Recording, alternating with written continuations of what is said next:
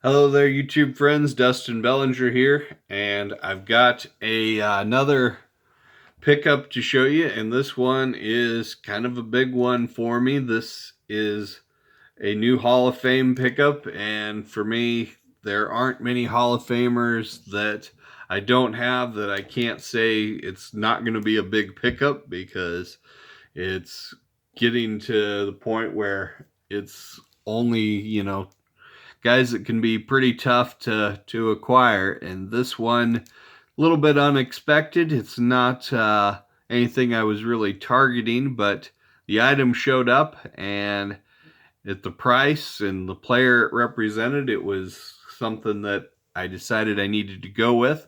It's a little bit esoteric, from the inaugural Baseball Hall of Fame class, the Big Train, Walter Johnson. And this is a baseball felt.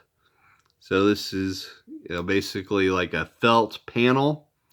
And these were designed to kind of be sewn together and collected that manner. There's baseball, and there's also some other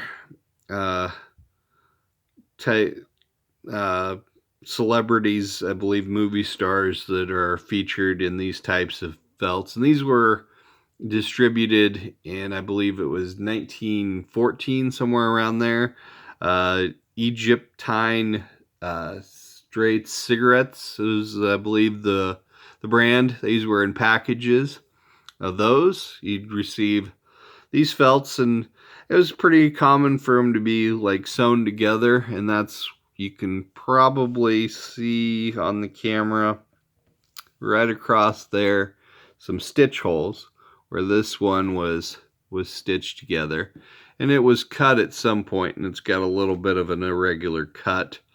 I've got one other example of these felt blankets. It's a Zach Wheat, which is pretty cool, and it's actually in an SGC holder. They only slab it as authentic, and considering I might send this into SGC and get it slabbed that way, just because it's kind of hard to display them just kind of like in a top loader like this. But it's a really great image. Unfortunately, where it's at this diamond, that makes it really difficult to try and find a good way to display it. Otherwise, to put it like that, just be with the straight up. But great Washington Senator, probably one of the greatest pitchers of all time. Certainly had one of the most feared and dominating fastballs of his era. Right. Got this, I was somewhere like $75, somewhere in that, by the time I got it shipped to me.